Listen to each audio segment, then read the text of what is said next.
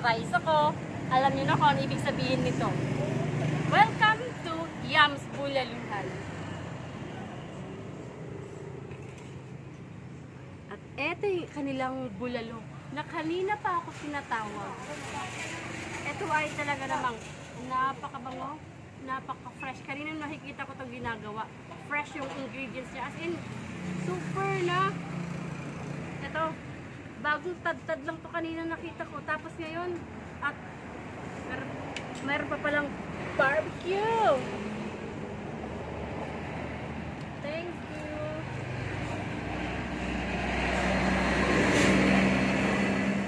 Yung una kong aasikasuhin, itong bulalo, na kanina pa ako tinatawag. Sabi niya, tikman mo na ako. Napaka-baby nito. Alam mo, pinakuluan talaga siya ng matagal. Nakita niyo yung malaking kawan. Kawa ba yung kalderong malaking-malaki? Pinakuluan ng matagal yung beef, kaya lumabas yung kanyang katas at nagkaroon ng masarap na saba. Beefy talaga. At eto na yung aking gusto. Ayan o. Napaka-chunky ng mga beef o. Aw! Eto matindi. Cheers! Ay, sabi nalitan mo to. Ano to? Yung kanyang laman, pinaka-beef niya. Alam yung pinakuluan. Yung hindi siya yung ano, hindi siya naghihibla-hibla. Malambot siya. Tapos yung flavor niya, nandun pa rin. Kasi di ba pag usually, pag nagluluto sa bahay, tapos pressure cook natin, yung beef, para siya nagiging matabang. Eto, nandun pa rin yung kanyang beefy talaga. Beefy. Yung favorite part ko rin, yung wiggly na taba.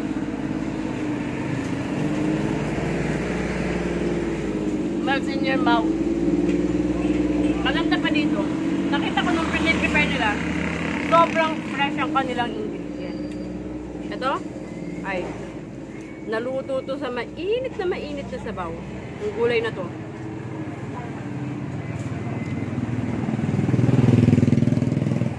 Project Big Bite. Ibig sabihin, kukuha ko ng sabaw, kukuha ko nito. Kasi sa kutsara ko, kukuha ko ng taba na may laman. Yan, yung taba na may laman. Ayan. Tapos, taba. Parang may taba na may laman, may taba ulit. My favorite. Tapos, syempre yung mais. Ano ba? Kakakasin ko na itong mais. Napaka-fresh na lasa. Project Big Bite.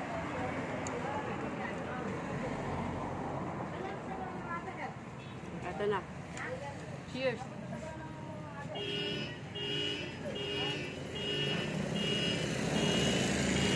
At may sausawan pa.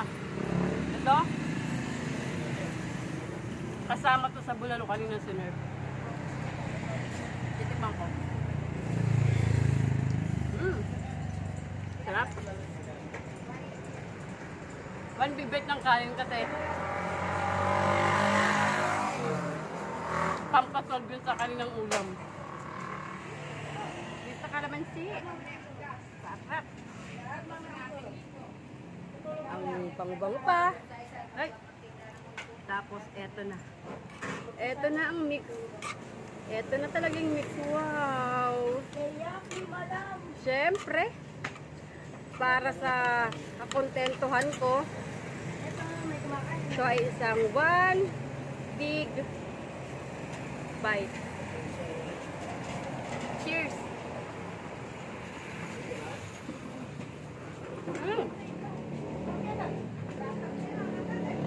Sarap! No wonder, naramdaman kanina dito, nag-order ng take-out na sisig. Kaya pala, siguro regular customer na nila kasi alam na eh. Alam na pagpunta na dito, isang sisig, tapos yun na. Sarap! Napangawit ka niyo.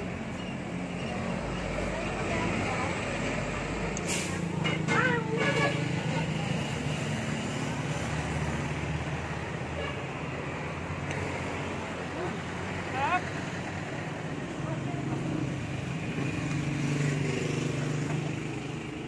Pampasolve solve yung sausawan. Sarap. Eto. Napaka-creamy niya dahil sa egg. Napaka-crunchy din niya. Yung fat, tapos yung kanyang meat, nag-infuse. Tapos yung timpla, mararamdaman mo yung kanyang paminta, yung kanyang maalat-alat na side, yung onion naglagay ng ano, yung onion naglagay ng sweetness dito, tsaka may kick din sa sili. Sarap. Sarap to guys. I-try nyo. Sasab din kayo. Guys, hindi lang bulalo at saka sisig yung pizza sa kanila. Meron din silang ihaw na liempo, ihaw na manok. Pagkatapos itong masarap at meaty na barbecue. Na may, syempre, may kasamang masarap na suka. At pwede rin kayong mag-order sa kanila ng bila-bila o pansit kung anong gusto. Pansit canton, pansit gisado, tokwat baboy, dinakdakan, at saka meron din naman silang mga fried chicken o di kayo kung ano pang mga ulam na kanila available din sa aking likod. So, diba? Nakakatakam. Ang dami yung choices, ang daming makakabusog sa inyo. Napakasarap kumain dito, napaka-homey ng feeling. Pasensya na kasi may mga dumadaan dito kaya medyo ano yung video natin, may mga sounds ng mga sasakyan. Pero, ang importante, masarap at mapupusog ka. Kikita nyo? Napakalaman, napakamiti, at ang tungo-tungo. At ang lambot!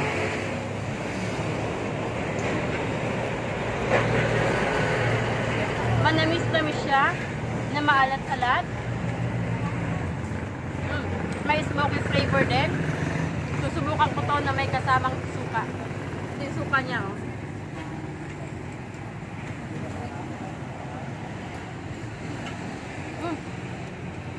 Nagpa-level up pa ng lasa niya. Imagine nyo, mayroon ng matamis, mayroon ng maalat, mayroon pang maasim. Ay, solve. Next naman natitikman ko, yung manok. Diba? Ang laki nito, ah. Ang laki-laki. Ito matindi. Tikiman time.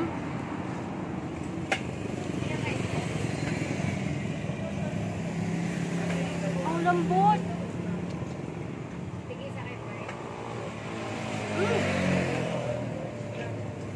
Malambot. Malasa.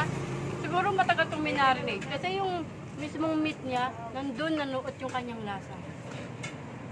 Isa pa.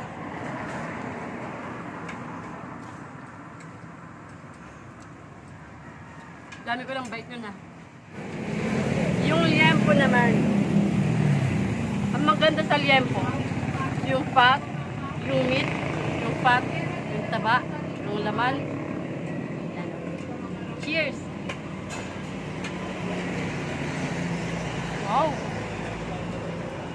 At tulad ng manok, matagal din itong sigurong minarinate. Kasi yung mismong laman niya, nandoon yung flavor. Ito pa. Papaparte lang ko ng sausawan.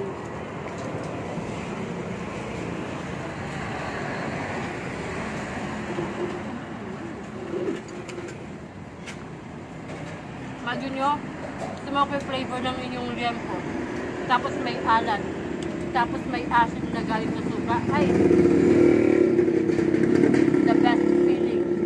Alam nyo pa kung ano maganda dito? Kumuha ka ng manok.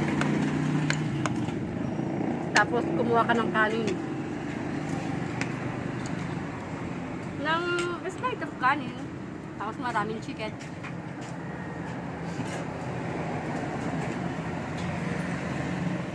Alam niyo kung anong gagawin ko? Kukuha ko ng every bit sa aking ulam. Okay? May manok. Meron akong liempo. Uy, liempo. Meron akong sisig. Meron akong barbecue. Wow! Parang lahat ulam. Saka, bulalo. Hihiwa lang ako dito sa... dalawa na yung bulalo ko dito sa aking lamesa. Parang wala lang kanin. Cheers!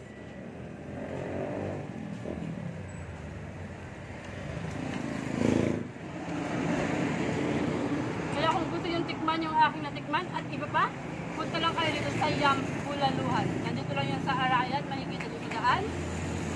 Ang kanilang karatula. At ako ay magpapaalam na. Bye!